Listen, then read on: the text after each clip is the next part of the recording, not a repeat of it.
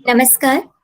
लिखावट के मंच पर आप सभी का हार्दिक स्वागत, हार्दिक अभिनंदन। हमारे साथ जो लोग जुड़े हुए हैं और जो लोग जुड़ने वाले हैं, उन सभी का मैं इस मंच की ओर से हार्दिक स्वागत करती हूँ। सबसे पहले मैं इस लिखावट संस्था के बारे में आपको परिचय देना उचित समझूंगी। लिखावट संस्था के 3 मूलभूत आधार स्तंभ रहे हैं, माननीय रघुवीर सहाय सर, मंगलेश डबराल और मिथिलेश श्रीवास्तव जी।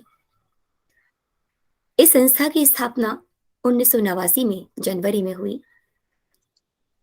ये संस्था पूरी तरह कविताओं को, काव्य कर्म को, कवियों के कर्म को समर्पित है।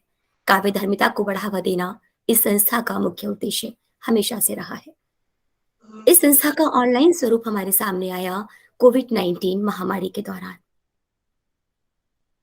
इस संस्था के मूलभूत स्तंभों में से 2 हमारे बीच मौजूद नहीं है। जैसा कि आप सब देख पा रहे हैं, मिथिलेश श्रीवास्तव सर के जो बैकड्रॉप लगा हुआ है, वो रघुवीर सहाय जी का है और माननीय मंगलेश डबराल जी का है। हम यहीं से, क्योंकि आज हम एक काव्य गोष्ठी के लिए यहाँ इकट्ठे हुए हैं, तो हम रघुवीर सहाय और मंगलेश डबराल जी से ही मैं अपनी बात रखना चाहूंगी। इनकी कविता का जो क्रम रहा है, जो इनका भाव रहा है, मैं वहीं से शुरू करना चाहूंगी। रघुवीर सहाय जी एक कवि, पत्रकार, संपादक, अनुवादक, कहानीकार और साहित्यकार के रूप में इन्हें आधुनिक कवियों में गिना जाता है। रघुवीर सहाय जी लखनऊ से आते हैं और यथार्थ के प्रति सजगता, सामाजिक व्यवस्था में शोषण और विडंबना का चित्रण करते हैं और एक अदम्य जिजीविषा इनके साहित्य में, इनके लेखन कर्म में परिलक्षित होती है। वहीं मंगलेश डबराल जी पहाड़ से आते हैं। सूक्ष्म सौंदर्य बोध और पारदर्शी भाषा इनके काव्य का मूल भाव रही है। साथ ही अपने समय के प्रति संवेदना और प्रखरता के साथ साथ ये अपने समय के शत्रु पर वार करते हैं। और इसके बाद मिथिलेश श्रीवास्तव जी। मिथिलेश श्रीवास्तव जी का काव्य आप सबसे अछूता नहीं है, आप सब पर सुपरिचित हैं। अभी इनकी कविताएं हम सुनेंगे। हम शुरुआत मिथिलेश जी से ही करेंगे। एक बात और बताना चाहूंगी, आज की काव्य गोष्ठी का हमने विषय रखा है, बहुत कुछ अधूरा है। हम चाहे जितना भी आगे बढ़ जाएं, पीछे रास्ता थोड़ा बहुत छूट जाता है। हम कितना भी कुछ पालें, पर कुछ बच जाता है। हम कितना भी बटोर लें, लेकिन कुछ छिटक जाता है। इस बीते साल में हमने काफी कुछ बटोरा, हम काफी आगे बढ़े, हमने काफी कुछ समेटा, लेकिन कुछ छूटा है, कुछ छिटका है, कुछ बिखरा है। उस सबको हमें सहेजना होगा आने वाले साल में। मैं नए साल की आप सब लोगों को शुभकामनाएं देना चाहूंगी, क्योंकि इसके बाद हम जब भी मिलेंगे तो नव वर्ष में ही मिलेंगे। साथ ही मैं इस साल के बारे में भी आपको बताना चाहूंगी कि ये साल जा रहा है और नए साल की अगवानी में ये पूरा विश्व खड़ा हुआ है। कुछ उम्मीदों के साथ, कुछ संकल्पों के साथ, कुछ प्रश्नों के साथ, कुछ जिज्ञासाओं के साथ, कुछ ठहराव के साथ, कुछ आशंकाओं के साथ और कुछ इरादों के साथ हम सब नए साल की अगुवाई में खड़े हुए हैं। अगर देश के संदर्भ में मैं बात करूं, तो इस साल देश ने काफी कुछ हासिल किया है। अगर हम मोटी मोटी बात करना चाहें तो इस साल हमारे देश ने ब्रिटेन को पीछे छोड़ते हुए विश्व की अर्थव्यवस्था में 5वां मुकाम हासिल करके तमगा जीता है। अंतरिक्ष में हमने नई उड़ान हासिल की है। हमने हमारा प्राइवेट रॉकेट वहां लॉन्च किया है।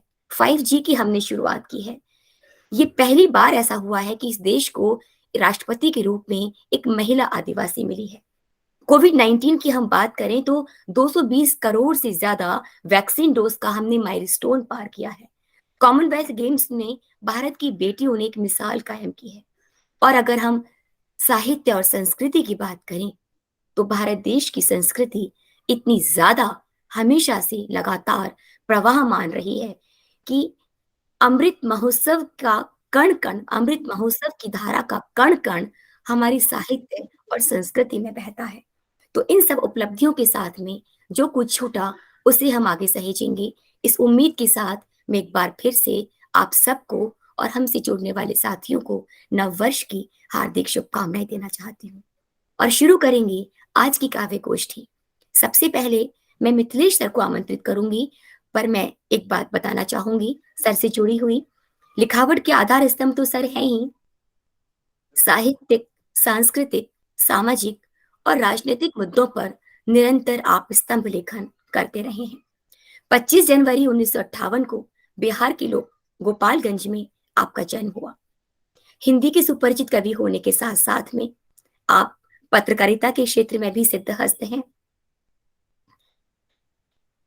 आपकी बहुत सारी कविता संग्रह, काबू संग्रह प्रकाशित हैं और इस नए साल में न्यू वर्ल्ड पब्लिकेशन की समकाल आवाज श्रृंखला में आपकी चुनी हुई कविताओं का एक संग्रह, चयनित कविताएं, जल्द ही हमारे सामने आने वाला है। इसके लिए मिथिलेश सर, आपको बहुत बहुत बधाई। कविता संग्रह किसी उम्मीद की तरह पुतले पर गुस्सा और औरत ही रोती है पहले आपके प्रकाशित हैं। सर, बहुत ज्यादा समय नहीं लूंगी। हमारे साथ जुड़े हुए सभी कवियों के बारे में बस मैं एक बार नाम सबका लेना चाहूंगी। परिचय उनके आमंत्रण के साथ ही होगा। हमारे साथ मिथिलेश सर के अलावा जुड़े हैं लखनऊ से कौशल किशोर जी, गोरखपुर से देवेंद्र आर्य जी, शिलोंग से भरत प्रसाद जी, साथ साथ अशोक श्रीवास्तव जी हमारे साथ में जुड़े हुए हैं। आपका बहुत बहुत स्वागत। और मिथिलेश सर, अभी मंच मैं आपको सौंपती हूँ।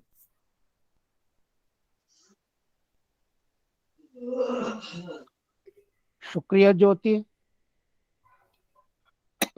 अभी तो मैं आपके वक्तव्य पर ही मुग्ध हूँ, लेकिन चूंकि कविता पढ़ना है तो मैं कुछ कविताएं पढ़ना चाहता हूँ। मेरी कुछ कविताएं हैं जो पहली ड्राफ्ट में ही लेके मैं आ गया हूँ, और ड्राफ्ट से कविताएं पढ़ने का एक लाभ ये होता है कि आप उसके भीतर की ध्वनियों को समझ पाते हैं और फिर उसमें यहाँ वहाँ कुछ बदलाव की गुंजाइश समझ में आ जाती है। तो मेरी पहली कविता है मरने की कला। आप बहुरूपिया हैं, कैसे कर लेते हैं कैमरे के आगे अभिनय, मंच पर और मंच परे अभिनय। अभिनय बचा रहता है, जीवन चला जाता है। ऐसे अभिनय से क्या मिलता है? पैसा, ख्याति, प्रशंसा या निराशा, या इतिहास में अमरता? अभिनय करते जो रोज मरते हैं, उसके बारे में कुछ सोचते हैं? आपके अभिनय में प्रेम का इजहार कमाल का है। आपके प्रेम में आपके अभिनय में प्रेम का इजहार कमाल का है। मंच परे आप प्रेम की आस में अपनी देह को सुखा देते हैं। क्रांति में शामिल लोग मार दिए जाते हैं, जो बचे रहते हैं शत्रु के खेमे में चले जाते हैं। असफल क्रांतियों के यही किस्से हैं। मंच पर आपने ताज पहना, हम मरे हुए गिरे हुए थे। पर्दे के गिरने के बाद आपने नकली चमचमी ताज अपने पैरों के नीचे कुचल दिया। आपने पैरों के नीचे कुचल दिया। हम मरे कहाँ थे, उठ खड़े हुए। मंच परे आप भी गए, हम भी गए, अगले दृश्य की तैयारी में।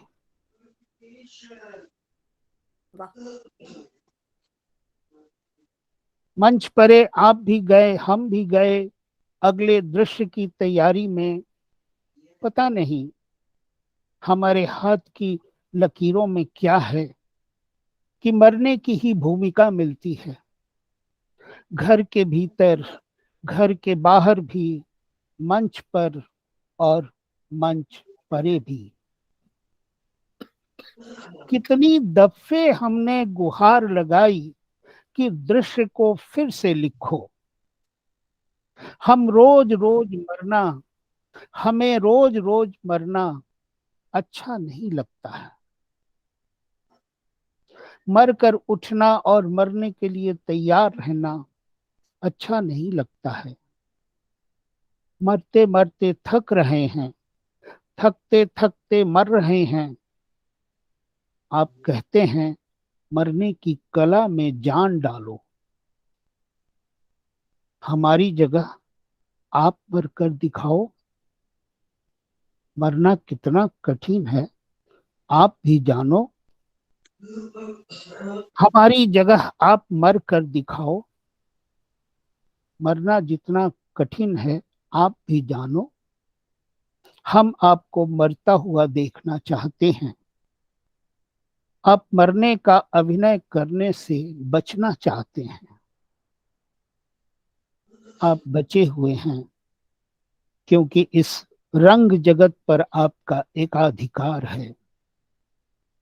आप बचे हुए हैं क्योंकि इस रंग जगत पर आपका एकाधिकार है। निर्देशक आपका, लेखक आपका, रंग मंडली आपकी, ताज आपका, पर्दा गिराने वाले आपके, गुस्सा हमारा, चुप्पी हमारी, रुकी हुई सांस हमारी। तो ये पहली कविता थी। ज्योति, समय कितना लेना चाहिए? सर 8 से 9 मिनट। 8 से 9 मिनट तो हो गया क्या? नहीं सर, अभी नहीं हुआ, समय है आपके पास। अच्छा, तो मैं एक कविता और सुनाता हूँ। जी। एक दांत का गिरना। जी।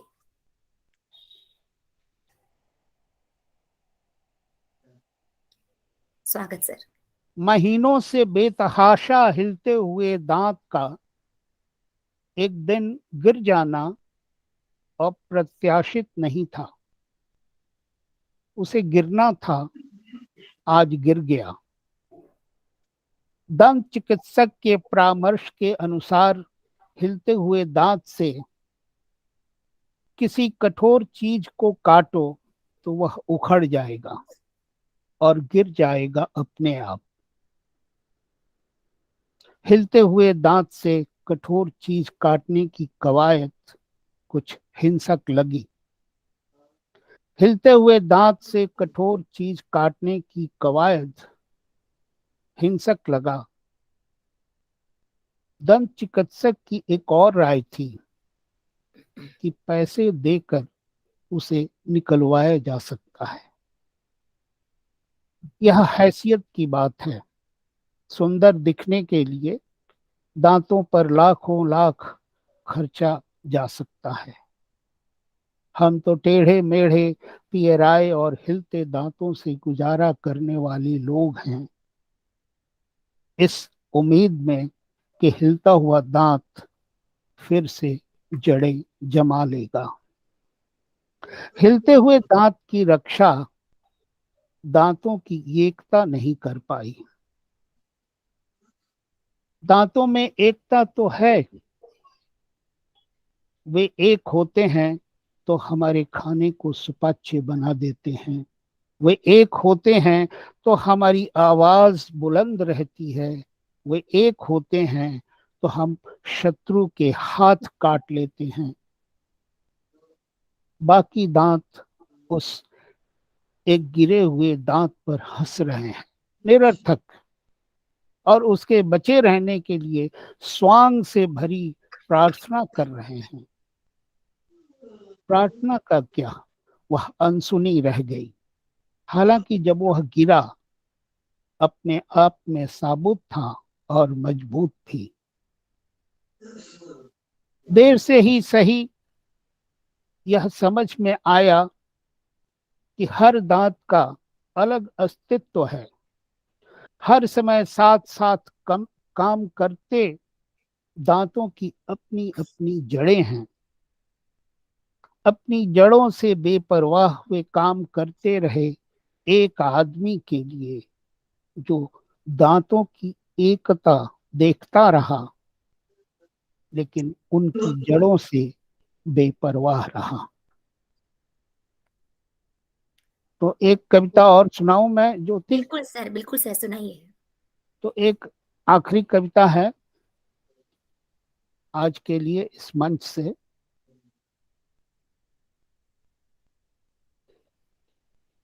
माँ के शहर की बिल्लियां। सर मैं डिमांड करने वाली थी आपसे। बिल्लियों से बच के रहना यहाँ मुमकिन नहीं रहा। बचपन से वे मेरा पीछा करती रही हैं। तरेरती हुई उनकी चमकीली आंखें मुझे डराती हैं। हालांकि उनके रोएदार बदन आकर्षित भी करते हैं। मैंने कभी उनके रोए को सहलाया नहीं। रोए मुलायम होते हैं। उनका काला रंग भारतीय समाज को अपशकुन लगता है। माँ के साथ माँ के साथ कहीं जाना होता और अगर उस रास्ते से बिल्लियां गुजर जाती, माँ मेरा हाथ पकड़कर घर वापस ले जाती। न खुद निकलती, न मुझे निकलने देती। इस तरह कई दफे हमें अपनी यात्राएं स्थगित करनी पड़ी। यह डर मेरी माँ ने अपनी माँ से सीखा होगा। माँ से मैंने कभी पूछा नहीं। माँ डरती है तो यह डर ही होगा। माँ लेकिन कई तरह से डरती थी, जैसे अपनी बेटियों से, पिता से, पड़ोसियों से और अपनी सुंदरता से। उसका डरना कभी वाजिब नहीं लगा। बिल्लियों से डरना बिल्कुल वाजिब नहीं लगा। राह काटने वाली बिल्लियों को लेकिन दूध पिलाना वह नहीं भूलती थी। मैंने बिल्लियों की वजह से कई राहें बदली। एक ऐसी राह पकड़ी जो मुझे अपनी माँ के शहर से दूर यहाँ ले आई। और अफसोस भी कि काश उस दिन किसी बिल्ली ने मेरी राह काट दी होती और माँ मेरी बाह पकड़कर घसीटते हुए मुझे घर ले गई होती। धन्यवाद ज्योति। बहुत सुंदर सर। मैं हमारे साथ कुछ लोग और जुड़े हुए हैं मंच पर। जवाहर जलक जी सर, मैं आपका स्वागत करना चाहूंगी। कैलाश वाजपेयी जी, आपका बहुत बहुत स्वागत। शैलेंद्र जी अभी हमारे बीच जुड़े थे और फिर वापस चले गए हैं। सर बहुत बहुत शुक्रिया। अब मैं इस मंच पर आमंत्रित करना चाहूंगी सुपरिचित जनकवि, संपादक और संस्कृति कर्मी आदरणीय कौशल किशोर जी को, जिनका जन्म ऑफिशियली 1 जनवरी को हुआ। 1 जनवरी और 1954 को, 1 जनवरी 1954 को आपका ऑफिशियली हुआ, लेकिन आप एक जगह पर बताते हैं कि आपकी एक्चुअल जो बर्थ डेट है वो 25 दिसंबर 25 दिसंबर 1954 है। अब ये समझ में नहीं आ रहा है कि आपसे पार्टी हम अब अगले साल लें या 1 जनवरी को लें। इस बारे में हम बात करेंगे बाद में। आपका बचपन भले ही बिहार की गढ़हरा और बरौनी में बीता हो, लेकिन आपने अपनी कर्म भूमि लखनऊ को ही बनाया। 1975 से आपकी कर्म भूमि लखनऊ ही है। परिवर्तन की आकांक्षा और रूढ़ि भंजन आपकी कविताओं का स्वभाव है, जो कि लोक सौंदर्य की आभासी दीपित है। आपकी कविता संग्रह वह औरत नहीं महानद थी, नई शुरुआत प्रकाशित है। इसके अलावा आपने कोरोना काल की कविताओं का संकलन दर्द के काफिले का संपादन किया है। वैचारिक व सांस्कृतिक लेखों के संग्रह प्रतिरोध की संस्कृति तथा शहीद भगत सिंह और पाश अंधियारे का उजाला प्रकाशित है। आपकी कविताओं का संकलन जितना भी मैंने पढ़ा, मुझे लगा कि इसको और पढ़ना चाहिए और भीतर तक पढ़ना चाहिए, पर समय थोड़ा कम था। आपकी बहुत सी कविताएं सर मुझे बहुत ज्यादा पसंद आई। बाबूजी की सपने जो आपने 1972 में लिखी थी। आपकी जितनी भी कविताएं हैं उनमें मानवीय संवेदना और जनवादी विचार दोनों ही दायित्वों का निर्वाह आपकी कविताएं समानांतर रूप से करती हैं। आपकी कविता बॉर्डर पर किसान, जो पूरी श्रृंखला आपने लिखी है, उसमें आप एक जगह पर लिखते हैं, वह जवान है, पिता किसान है। एक उस बॉर्डर पर है और पिता इस बॉर्डर पर है। और अंतिम दो पंक्तियों में आप कहते हैं कि उनका लौटना महज लौटना नहीं है, यह भारत की ललाट पर खेतों की मिट्टी का चमकना है। और कौशल जी से मैं निवेदन करूंगी कि आप इसी आभा से, उसी चमक से आज इस मंच को भी प्रकाशित करें। आपका बहुत बहुत स्वागत। धन्यवाद ज्योति। आपने लंबा चौड़ा परिचय दिया। ऐसे सिपाही के लिए के हिसाब से तो बहुत ज्यादा ही। और मेरा वास्तविक जन्म तिथि 25 दिसंबर 1951 हो। तो मैंने अभी 71 साल इसी 25 दिसंबर को 4 दिन पहले मैंने पूरा किया है। तो मेरी एक कविता भी है 70 पार के बाद की। तो मैं शुरुआत करता हूँ। एक छोटी कविता है, छाता। छाता शी ऊटी पर जो टंगा है, ऊटी पर जो छाता टंगा है वह बाबूजी का है। ऊटी पर जो छाता टंगा है वह बाबूजी का है। इसने जिंदगी भर उनका साथ निभाया और ऐसा निभाया कि बाबूजी बड़े बाबू से छाता बाबू हो गए। यही उनकी पहचान बन गई, इसी नाम से जाने गए। वे जहां जहां जाते छाता साथ साथ जाता। दफ्तर, सभा, सोसाइटी, हाट बाजार, सिनेमा, सर्कस, वह उनकी बाईं हाथ पर लटका होता और बाबूजी मजे से सुरती ठोक रहे होते। वह पीछे कंधे पर झूल रहा होता, लगता कि कोई बच्चा पीठ पर सवार झूला झूल रहा है। यह छाता बाबूजी को बारिश, लू, धूप से तो बचाता ही, बेर बखत उन्हें कुछ ज्यादा ही मनुष्य बना डालता। बारिश में भीगता कोई मिल जाता तो उसे उसके गंतव्य तक पहुंचाकर ही मानते। स्वयं तरबतर घर पहुंचते, अम्मा झिड़कती भी, उत्तर में बाबूजी के चेहरे पर हल्की सी मुस्कान फिर आती। अपनी तो छाते से कभी दोस्ती रही नहीं। अपनी तो छाते से कभी दोस्ती रही नहीं। उसके छूट जाने का अंदेशा हमेशा बना रहा। और कई बार ऐसा हुआ भी, फिर याद आते ही भागा और मिला तो मन को शांति मिली। मेरे लिए मेरे लिए तो छाता जी का जंजाल है।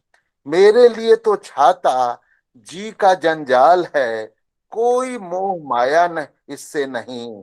हाँ, खूंटी पर उसे टंगे देखना अच्छा लगता है। उसके वहां होने भर से बाबूजी की स्मृतियां ताजा हो जाती हैं। उसके वहां होने भर से बाबूजी की स्मृतियां ताजा हो जाती हैं।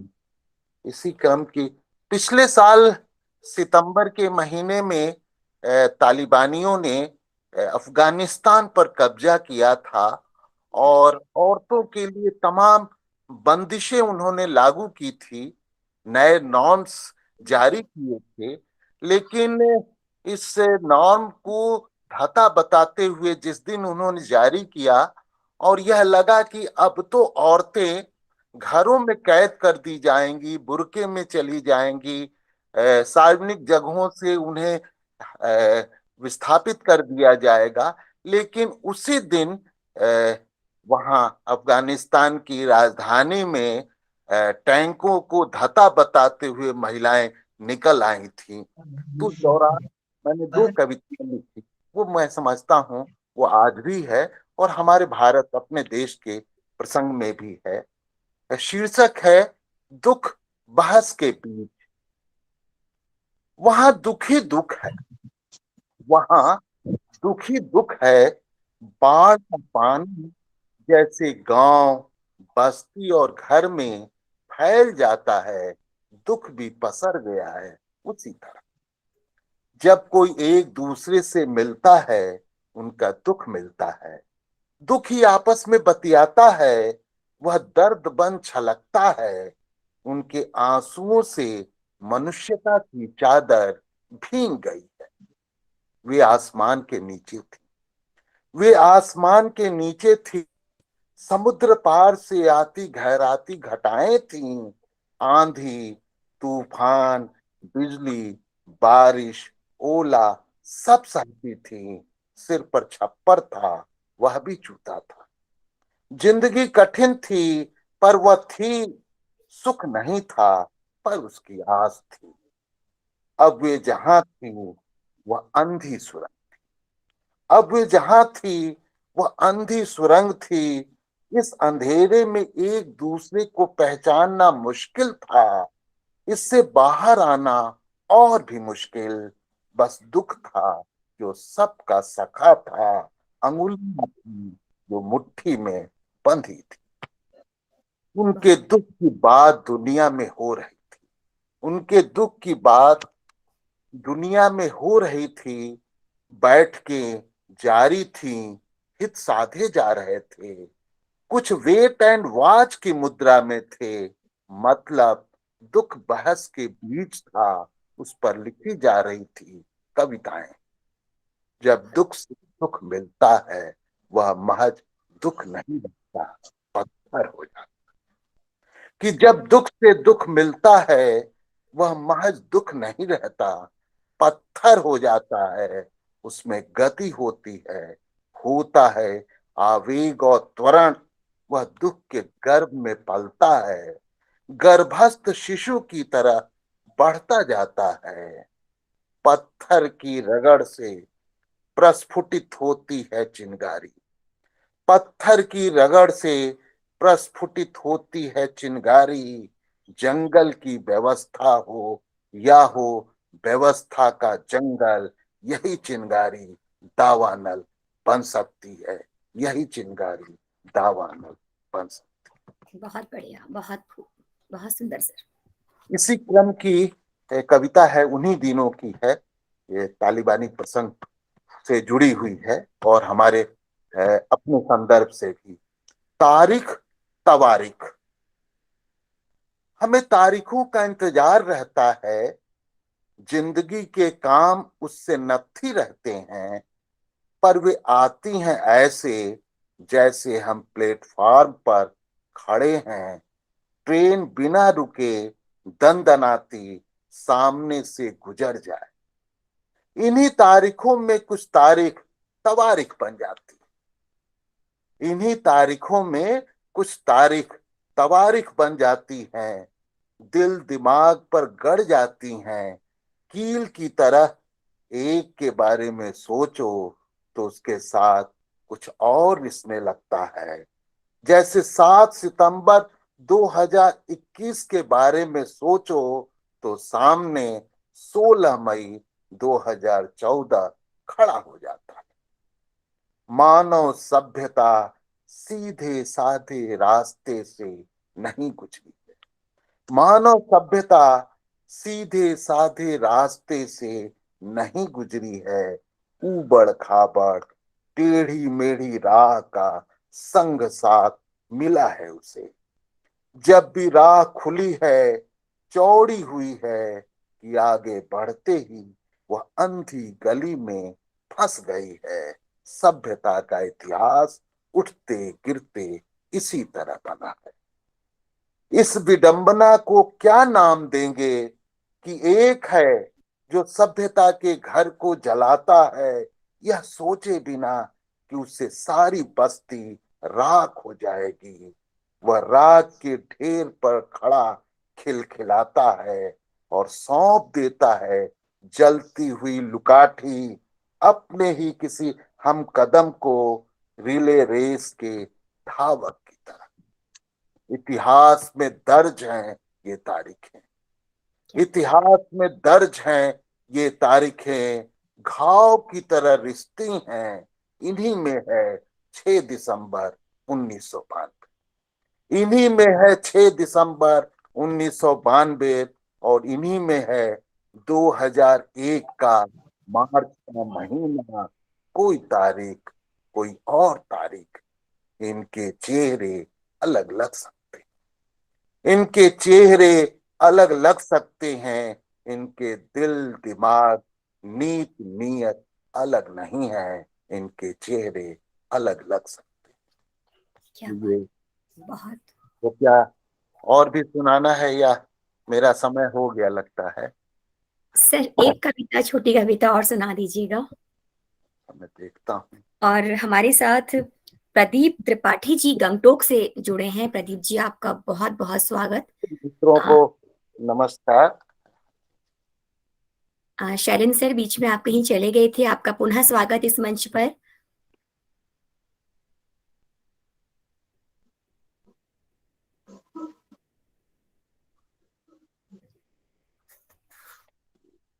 कौशल सर, आप अपनी किसान सीरीज की जो कविताएं हैं वो उनमें से आपको एक सुना दीजिए, मुझे बहुत पसंद है वो कविताएं आपकी। अगर वो कभी बाद में सुनाऊंगा। एक दूसरी कविता है जो जी आज के समय को और जो वैचारिक संघर्ष है, इस सारे संदर्भों को लेते हुए जी, स्वागत। मुझे गर्व है, मुझे गर्व है, वामपंथी, कम्युनिस्ट और मार्क्सवादी होने पर मुझे गर्व, मुझे गर्व है वामपंथी, कम्युनिस्ट और मार्क्सवादी होने पर मुझे गर्व है। मैं उन लोगों में शामिल नहीं हूं जो अवसर देख अपने विचार बदल लें। मेरे लिए यह उम्मीद की जमीन है जिस पर क्रांति के फूल खिलेंगे, उसकी सुगंध फैलेगी चारों तरफ। जानता हूं, जानता हूं राह कठिन है, यह खड़े पहाड़ पर चढ़ना है, धारा के विरुद्ध तैरना है। मेरी हंसी उड़ाने वालों की कमी नहीं है, मेरी हंसी उड़ाने वालों की कमी नहीं है। उनके लिए मैं बीती शताब्दी का जीव हूं, ठूठ विचार से चिपका हूं, कोई गति नहीं, उखड़े जड़ की तरह पड़ा हूं। पर हम जरा उन्हें तो देखें, पर हम जरा उन्हें तो देखें जिन्होंने अपने को बदला है, रोज बदल रहे हैं, विचारों की छुट्टी कर दी है, अवसर मुताबिक ढल रहे हैं। उनसे पूछिए, उनसे पूछिए तो सीना ठोक गर्व से अपने को लिबरल बताते हैं। गांव नगर डगर के ग्लोबल होने पर खूब इतराते हैं। ऐसा ही लिबरल दौर है, ऐसा ही लिबरल दौर है जब पूंजी छुट्टा सांड की तरह हर जगह मुंह मार रही है, गरीबी दहाड़ रही। पानी उतर गया, पानी उतर गया है, शर्म नहीं बची है, हत्यारों के साथ होने की उनमें होड़ मची है। पानी उतर गया है, शर्म नहीं बची है, हत्यारों के साथ होने की उनमें होड़ मची है, हत्यारों के साथ होने की उनमें होड़ मची। यही विडंबनापूर्ण स्थितियां हैं। बहुत खूब सर, बहुत खूब। अब मैं आमंत्रित करना चाहूंगी उत्तर प्रदेश के गोरखपुर में 18 जून 1957 को जन्मे जाने माने गीत और गजलकार देवेंद्र आर्य जी को। देवेंद्र जी की कविता संग्रह दिल की बातें और खुशबू की लकीरें प्रकाशित है। उनके गीत संग्रह खिलाफ जुल्म की धूप सिर चढ़ने लगी, सुबह भीगी रेत पर। उनके गजल संग्रह किताब के बाहर, ख्वाब ख्वाब खामोश, उमस और मन कबीर। नई कविताएं आग बीनती औरतें और समय निराला सहित कई इनकी कविताएं, इनके लेख हमारे सामने हैं। रोजमर्रा के जीवन में कई बार ऐसा होता है कि हम नैतिकता और व्यावहारिकता के बीच में फंस जाते हैं और उस दुविधा में बहुत सी सामान्य बातें होती हैं जिन्हें हम शब्दों में प्रकट नहीं कर पाते। समझ नहीं आता कि उन भावों को हम बयां कैसे करें। इस असमर्थता को जिसे हम महसूस करते हैं, ठीक इसी जगह पर देवेंद्र जी ने सिद्धहस्ता हासिल की हुई है। इनकी कलम दुविधापूर्ण क्षणों को शब्द देने में सिद्धहस्त है। इनकी ऐसी ही एक कविता है, घर आए मित्र से माफी। अगर सर के पास में अगर हो इस समय तो वो सुनाए तो अच्छा लगेगा। आप एक जगह पर लिखते हैं कि इस तरह तू लिख कि कवि नहीं कविता बड़ी हो, अपने बूते पर खड़ी हो, जो जमाने से लड़ी हो। देवेंद्र आर्य सर, आपका इस मंच पर बहुत बहुत स्वागत।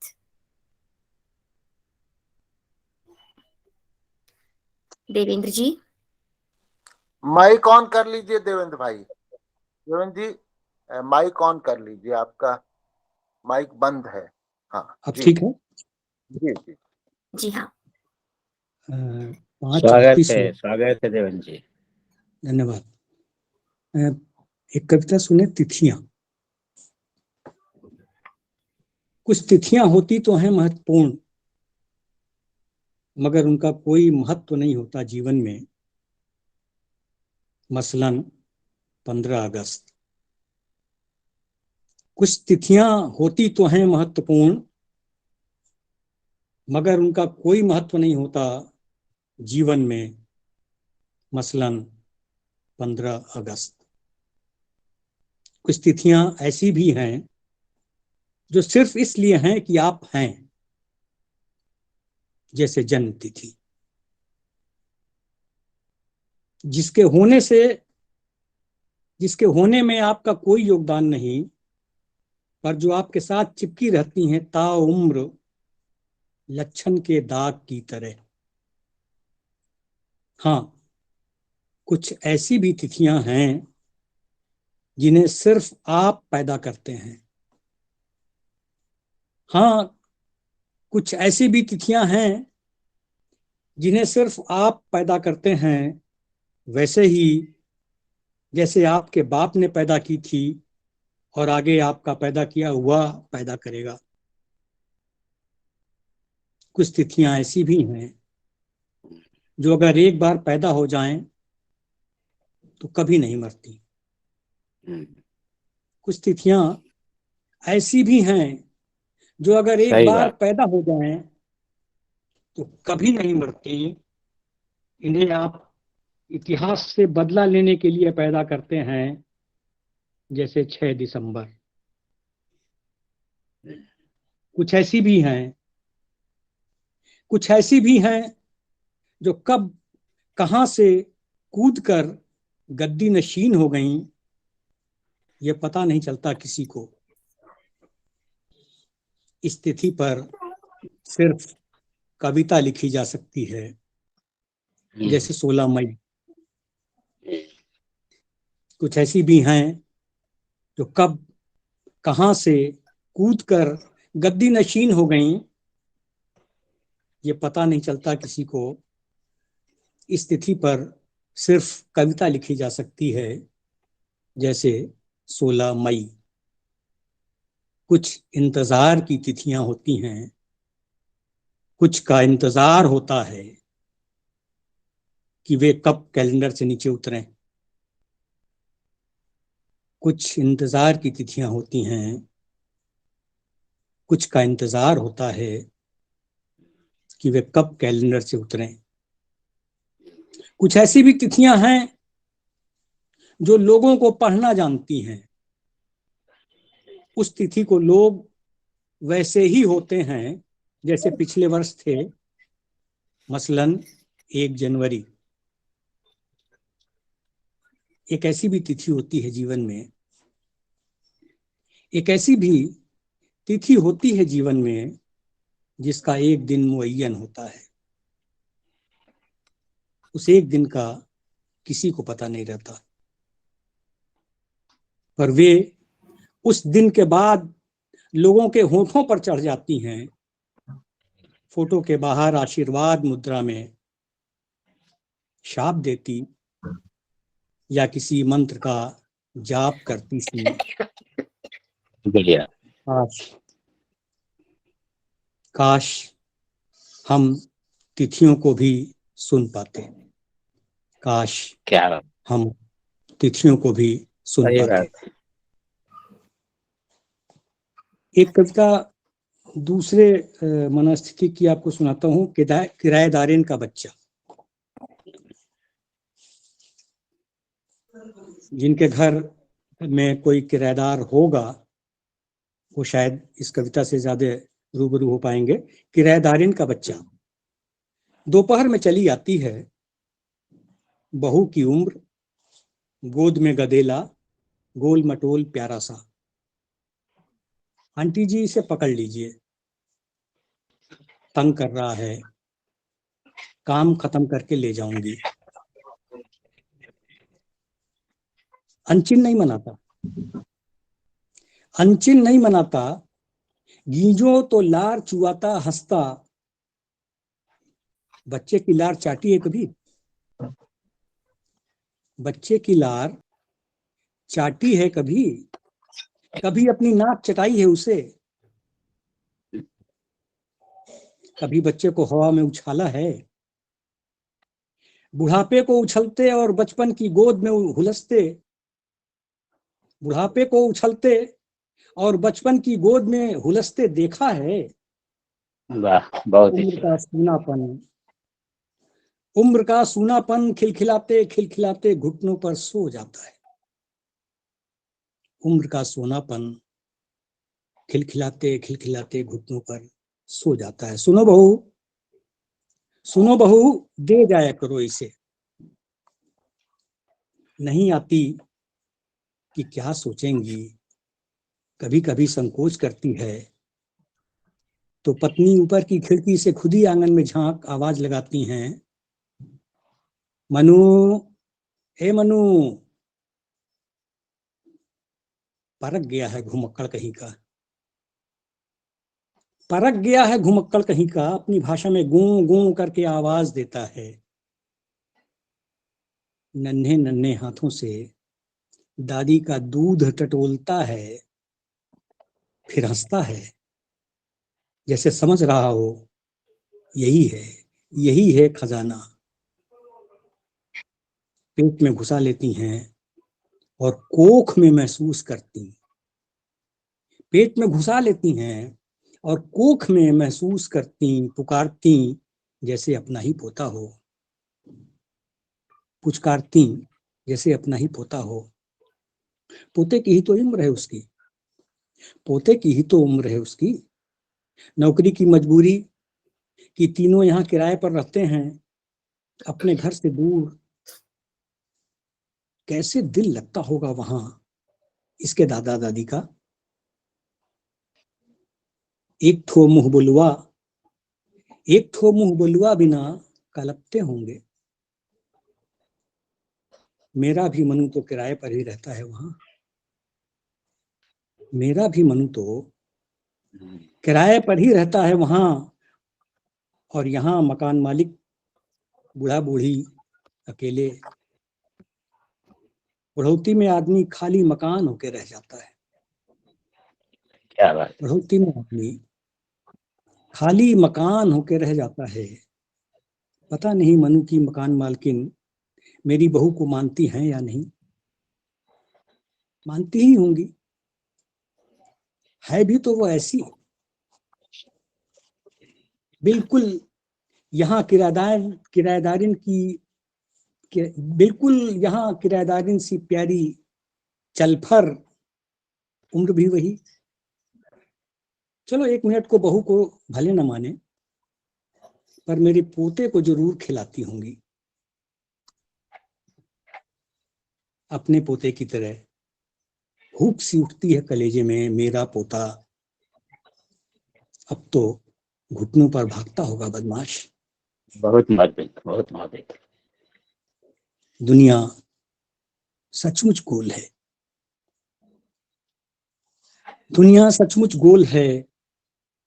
कहीं का मकान मालिक, कहीं का किराएदार, किसी किराएदार के बच्चे से अपना शौक पूरा करती कोई मकान मालकिन, और किसी मकान मालकिन का बच्चा खिलाती कोई और मकान मालकिन। बच्चे का शौक और गाढ़ा हो जाता है बुढ़ापे में। बच्चे का शौक और गाढ़ा हो जाता है बुढ़ापे में। इधर जब से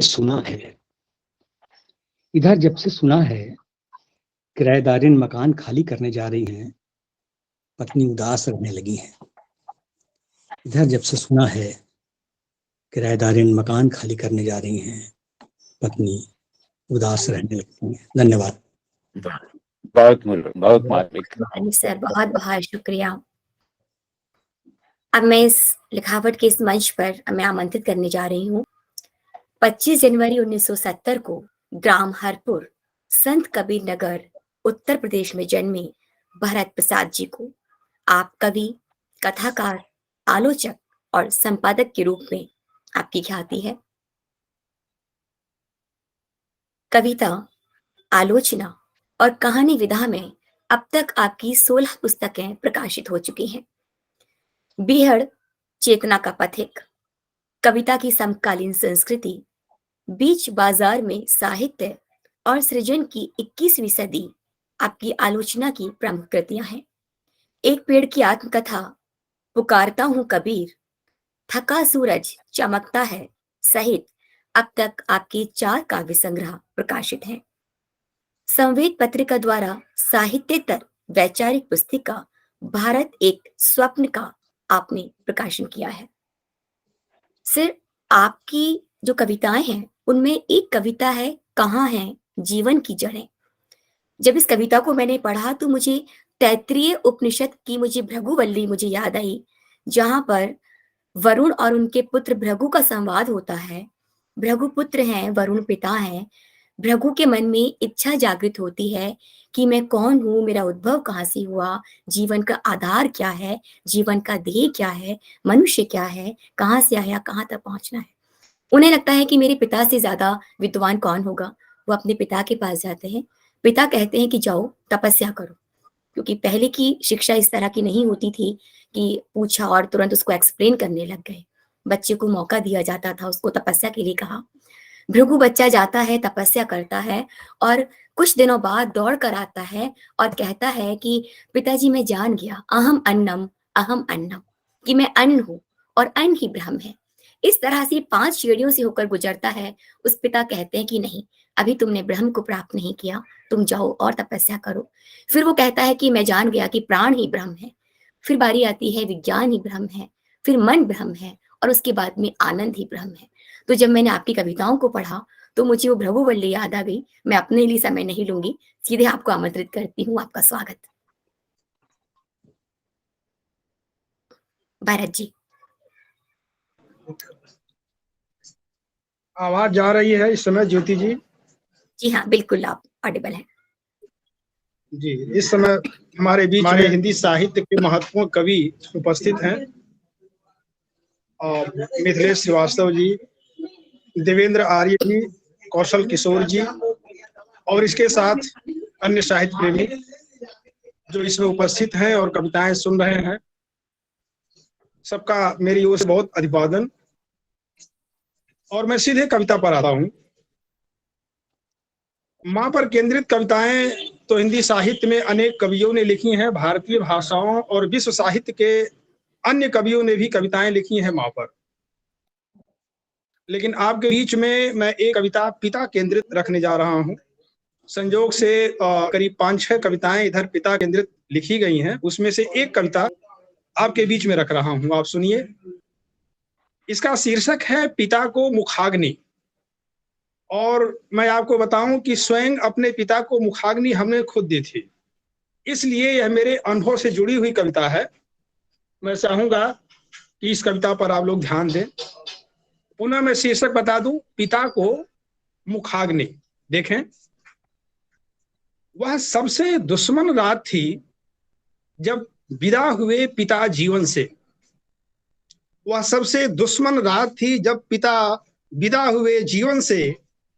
बिछी छाया की तरह पड़ा हुआ शरीर पुकार रहा था हर किसी की नियति। सबसे चोटदार था माई का रोना, जैसे पहले कभी नहीं रोई। अर्थी क्या उठी, उठ गया ऊंचाइयों भरा आसमान जो त्याग बनकर बरसता रहा। बैरी मरजाद ने जकड़ लिए माई के पैर, घाट पर जाने से, घाट पर रोने से, घड़ी घंट पर पड़ती चोट घाव बनकर आत्मा में अमिट है। आह जैसी नस नस में गूंजती हुई, उस दिन पृथ्वी ने छोड़ दिया पैरों का साथ। दिशाएं गायब थी निगाहों से, भरे दिन खूब अंधेरा भर गया। माई भी पूरी मां कहां रह गई, माई भी पूरी मां कहां रह गई पति को खोकर। बीते शरीर के साथ सांसों का हिस्सा बन गया पिता खोने का भाव, पिता खोने का अभाव। जीवन मृत्यु के अंतहीन युद्ध में न होना जीत गया होने पर। चिता की आग ने चेतावनी दी जो आज भी चौंक भरती है यूं ही जीते चले जाने पर। मुखाग्नि देते ही अनुभूतियों में निराकार हो गया पिता का साकार होना, जो महकते ऋण की तरह जमा हो चुका है मृत्यु के छांव तक। जीवन के कटघरे में खड़ा कबूल करता हूं पिता खोने में अपना भी अपराध। एक बार दोहरा रहा हूं फिर से, जीवन के कटघरे में खड़ा कबूल करता हूं पिता खोने में अपना भी अपराध। पिताहीन होकर ही जान पाया पिता किस अबूझ गहराई का आश्चर्य थे हमारे वजूद में धंसे हुए। पिता केंद्रित कविता आपके बीच में हमने रखी है, और इधर कुछ हमने प्रतीकात्मक विषयों को लेकर प्रयोग किया है कविता में। दूसरी कविता का शीर्षक है कागज का दूसरा पृष्ठ। कागज का दूसरा पृष्ठ देखें, जड़ों की तरह उपेक्षित रहता है निगाहों से अक्सर, जड़ों की तरह उपेक्षित रहता है निगाहों से अक्सर। शब्द शब्द को उर्वर जमीन दूसरे पृष्ठ से मिलती है, लकीर की तरह अमिट रहते हैं शब्द दूसरे पृष्ठ के हृदय पर। अर्थों को जीवन देने में अनिवार्य है दूसरे पृष्ठ की कुर्बानी। पहला पृष्ठ टिका हुआ है दूसरे पृष्ठ पर जन्म से ही। कल्पना को साकार करने में, इनकार को आकार देने में घुल मिल गया है दूसरे पृष्ठ का त्याग। अनुभूति की तरंगों पर कलम का नृत्य करना दूसरे पृष्ठ पर ज्यादा निर्भर है।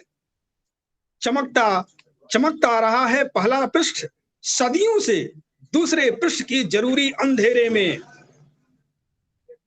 जैसे पत्ते पत्ते की आभा में छिपी है पिछले हिस्से की उदासी, जैसे पत्ते पत्ते की आभा में छिपी है पिछले हिस्से की उदासी। जैसे आगे रहने में शामिल है पीछे रह जाना, जैसे खड़ा रहना किसी के झुके बगैर संभव नहीं, वैसे ही दूसरा पृष्ठ अदृश्य, गुमनाम, बेजरूरी, मृत्यु की सीमा पर जीवित, जिसके बगैर किसी भी पहचान नामुमकिन है, असंभव। आजकल झाड़ू का प्रयोग राजनीति में बहुत होने लगा है, तो मैंने झाड़ू पर भी एक कविता लिखी है, शीर्षक ही इसका है झाड़ू। जरा देखें, राजनीति से अलग हट करके झाड़ू को हमने शब्द देने की कोशिश की है। ये अंतिम कविता होगी आपके बीच में। मोल तोल के खेल में अंधा बाजार, मोल तोल के खेल में अंधा बाजार क्या लगाएगा झाड़ू की कीमत। मनमाना बेच बांच कर नष्ट कर देता है वस्तुओं का असली मूल्य। लेन देन के तराजू पर सामान तो क्या, अटूट रिश्ते, यकीन, अमृत भावनाएं, निर्मल एहसास, जीवन भर के संबंध बिन मोल बिक जाते हैं वस्तुओं की तरह। गंदे कोने में पड़ा झाड़ू हर वक्त रहता है तैयार गंदगी के खिलाफ। गंदे कोने में पड़ा झाड़ू हर वक्त तैयार रहता है गंदगी के खिलाफ।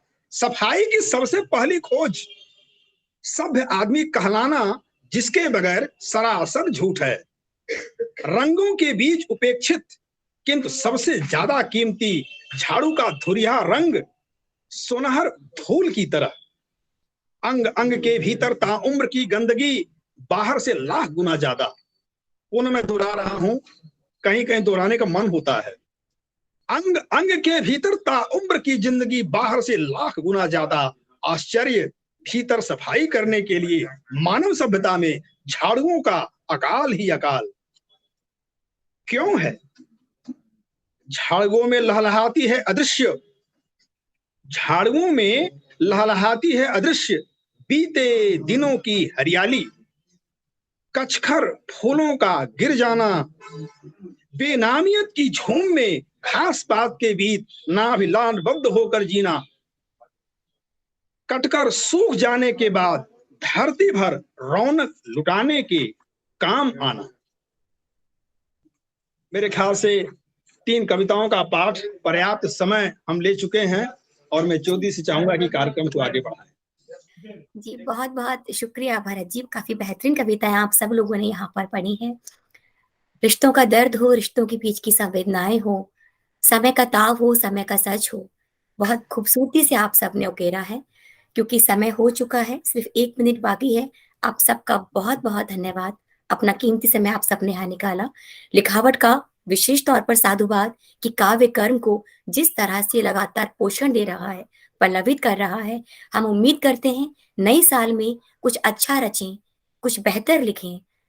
समय की धार पर हम इसी तरह से सकारात्मकता के साथ में हम वार करते रहें और इसी तरह मिलते रहें। आप सबका एक बार फिर से बहुत बहुत धन्यवाद। नववर्ष की शुभकामनाएं।